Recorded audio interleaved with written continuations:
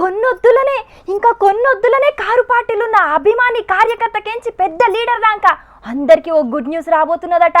Car party ఓడిపోయినప్పటికేంచి గిప్పటి దాకా రంది పడుతున్న కారు పార్టీలందరూ ఇంకా వారం దినాల పెద్ద పెద్ద సెలబ్రేషన్లు చేసుకునే ముచ్చట ముంగట్నే ఉన్నదట.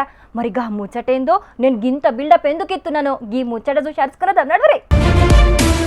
అప్పుడెప్పుడో లిక్కర్ కేసుల అరెస్ట్ అయి తీహార్ జైలున్న కవితక్క బెయిల్ కోసం శానా మల్కల ప్రయత్నాలు చేసింది. కాని గా ప్రయత్నాలతోటి ఏం ఫాయిదా లేకుండా అయిపోయింది. కొడుక్కు పరీక్షలన్నా ఇయ్యలే, ఎలక్షన్లచ్చినే ప్రచారం చేసుకుంటా అని అడిగినా పట్టించుకోలే. ఇక పానం మంచిగుంటలేదు అని బెయిల్ తీసుకుందామంటే కూడా పనిగాలే. కవితక్క కంటే ఎన్కసిరి అరెస్ట్ అయిన ఢిల్లీ ముఖ్యమంత్రి కేజ్రీవాల్ సారుకు బెయిల్ వచ్చింది గాని ముందుగాల అరెస్ట్ అయిన కవితక్కకైతే రానే లేదు. అందుకే ఎట్లన్నా ఈ తాప బెయిల్ మీద బయటికి తీసుకురావాలని పెద్దగానే ప్రయత్నాలు చేస్తున్నారట కారు పాటోళ్లు.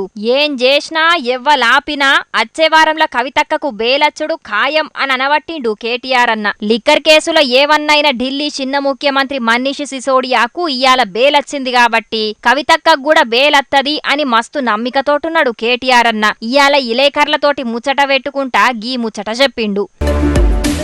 ఇప్పటికే కవితక్క పానం మస్తుగా ఖరాబయింది. జైలుకు పోయినప్పటికెంచి 11 కిలోల వజన్ తగ్గిందట. బీపీతోటి దినం 2-3 గోళీలు కూడా వేసుకుంటున్నదట కవితక్క జైల్లా. మరి కేటీఆర్ అన్న నమ్మిక నిజమైతదో లేదో చూడాలే. అయితే బీజేపీల బీఆర్ఎస్ విలీనం అవుతుందని మొన్నటిదాకా మస్తు వార్తలు చక్కర్లు కొట్టినాయి కదా, గా వార్తలు నిజమే కావచ్చు. గందుకే కవితక్కకు బెయిల్ హత్తుంది కావచ్చు అని ఇంకొందరు గుసగుస పెట్టుకుంటున్నారు. మరి ఆ ముచ్చట ఎంతవరకు నిజమో గాని ఓగాల కవితక్కకు వచ్చే వారంలో బెయిలత్తే గా బేల్ ఎన్ని దినాలు ఇస్తారో గాని మొత్తానికి రాకిట్ల పున్నంకు మోడీసారు కారు పార్టీకి గిఫ్ట్ ఇచ్చినట్టే పోన్రి అని అనబట్టిండ్రు గీ ముచ్చటెరకైన పబ్లిక్.